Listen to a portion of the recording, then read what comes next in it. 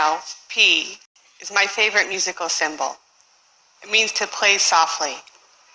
If you're playing a musical instrument and you notice a P in the score, you need to play softer. 2 Ps, even softer. 4 Ps, extremely soft. This is my drawing of a P tree, which demonstrates no matter how many thousands upon thousands of Ps there may be, you'll never reach complete silence. That's my current definition of silence, a very obscure sound. I'd like to share a little bit about the history of American Sign Language, ASL, plus a bit of my own background. French Sign Language was brought to America during the early 1800s, and as time went by, mixed with local signs, it evolved into the language we know today as ASL. So it has a history of about 200 years. I was born deaf, and I was taught to believe that sound wasn't a part of my life. And I believed it to be true. Yet, I realize now that that wasn't the case at all.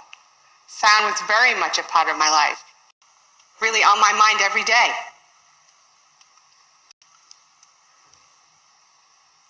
As a deaf person living in a world of sound, it's as if I was living in a foreign country, blindly following its rules, customs, behaviors, and norms without ever questioning them.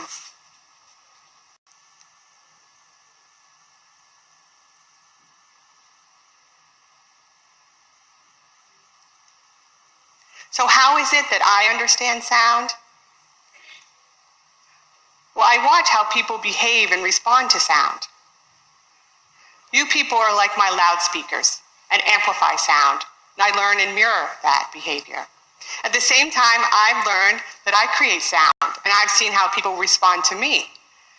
Thus, I've learned, for example, don't slam the door, don't make too much noise when you're eating from the potato chip bag, don't burp, and when you're eating, make sure you don't scrape your utensils on the plate. All of these things I term sound etiquette. Maybe I think about sound etiquette more than the average hearing person does. I'm hypervigilant around sound. And I'm always waiting in eager, nervous anticipation around sound about what's to come next. Hence this drawing. TBD, to be decided. TBC, to be continued. TBA, to be announced. And you notice the staff, there are no notes contained on the lines. And that's because the lines already contain sound through the subtle smudges and smears. In deaf culture, movement is equivalent to sound.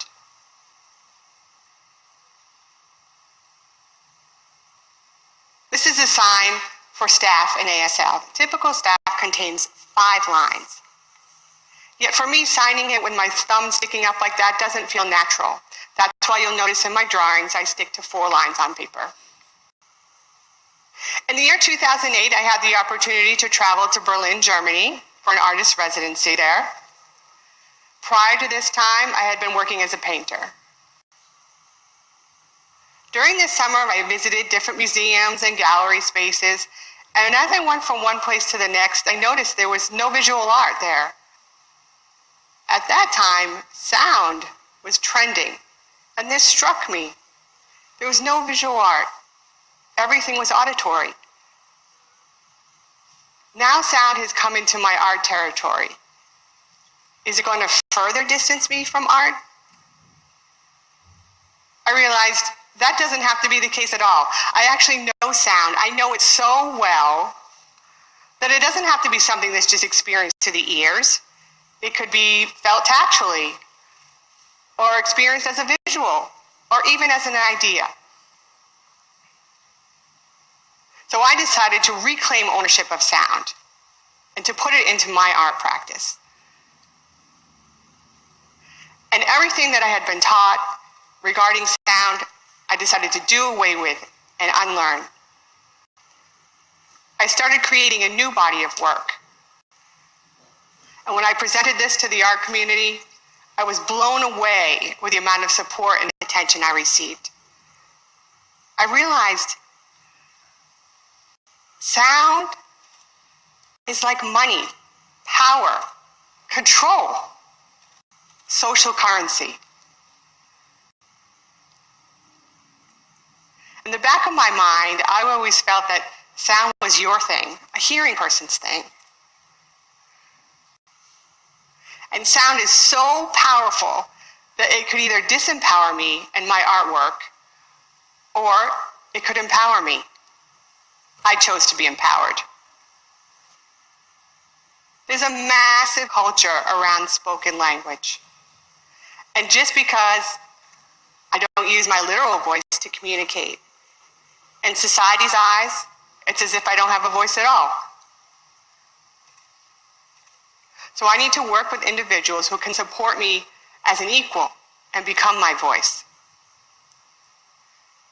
And that way I'm able to maintain relevancy in society today. So at school, at works, and institutions, I work with many different ASL interpreters.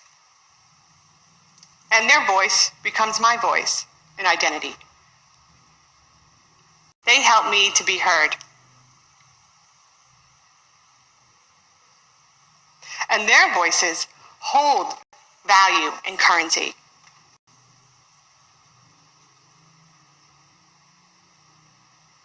Ironically, by borrowing out their voices, I'm able to maintain a temporary form of currency, kind of taking out a loan with a very high interest rate.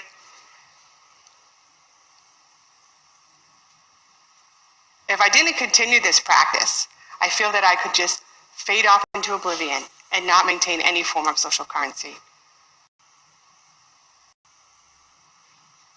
So with sound as my new art medium, I delved into the world of music.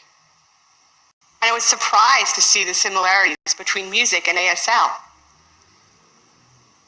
For example, a musical note cannot be fully captured and expressed on paper. And the same holds true for a concept in ASL. They're both highly spatial and highly inflected.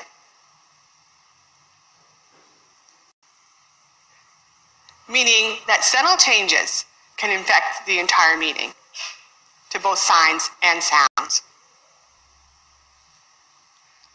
I'd like to share with you a piano metaphor to have you have a better understanding of how ASL works. So envision a piano. ASL is broken down to many different grammatical parameters. If you assign a different parameter to each finger as you play the piano, such as facial expression, body movement, speed, hand shape, and so on as you play the piano, English is a linear language, as if one key is being pressed at a time. However, ASL is more like a chord. All 10 fingers need to come down simultaneously to express a clear concept or idea in ASL. If just one of those keys were to change, the chord, it would create a completely different meaning. The same applies to music in regards to pitch, tone, and volume. In ASL, by playing around with these different grammatical parameters, you can express different ideas. For example, take the sign to look at. This is the sign to look at. I'm looking at you, staring at you.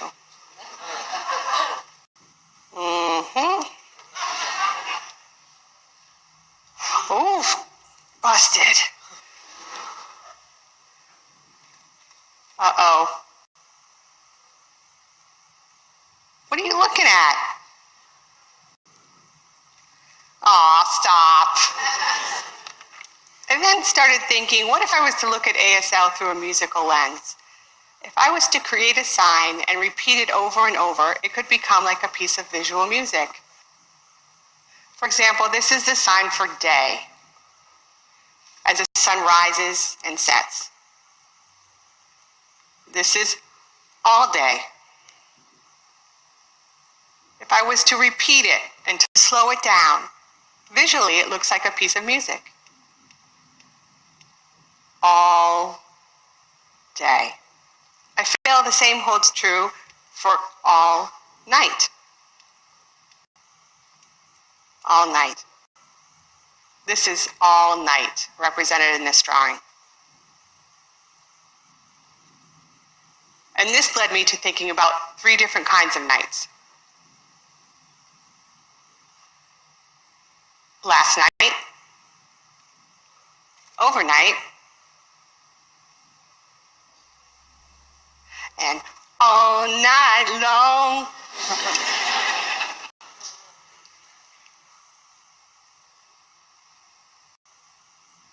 I feel like the third one has a lot more musicality than the other 2. This represents how time is expressed in ASL and how the distance from your body can express the changes in time. For example, 1H is one hand, 2H is two hand. Present tense happens closest and in front of the body. Future is in the front of the body and the past is to your back. So the first example is a long time ago, then past, used to, and the last one, which is my favorite, with a very romantic and dramatic notion to it, once upon a time.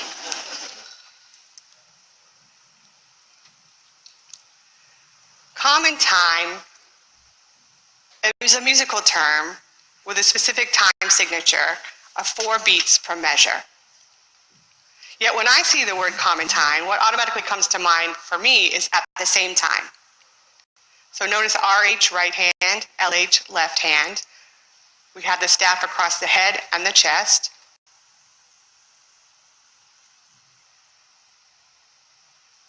I'm now going to demonstrate a hand shape called the flash claw. Can you please follow along with me? Everybody hands up?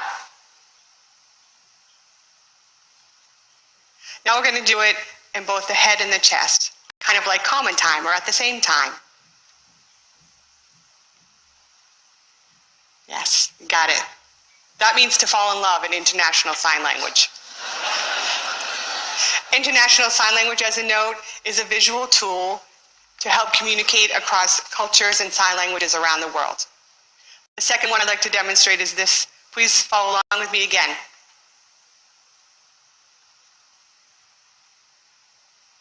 And now this.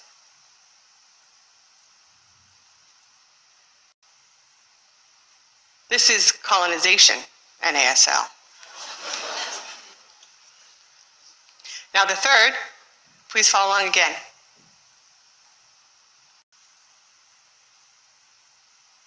And again.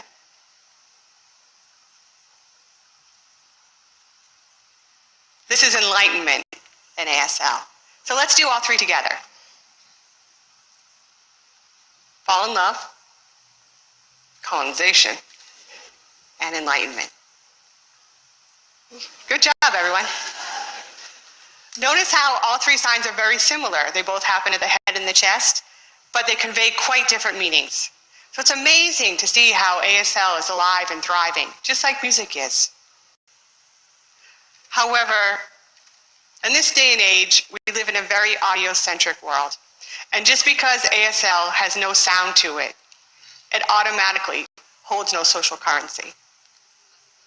We need to start thinking harder about what defines social currency and allow ASL to develop its own form of currency without sound. And this could possibly be a step to lead to a more inclusive society.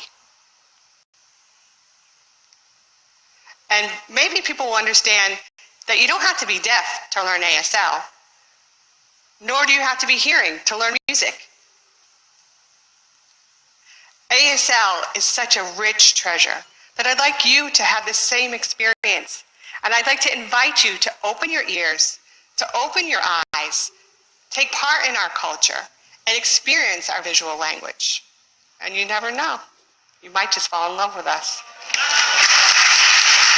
Thank you.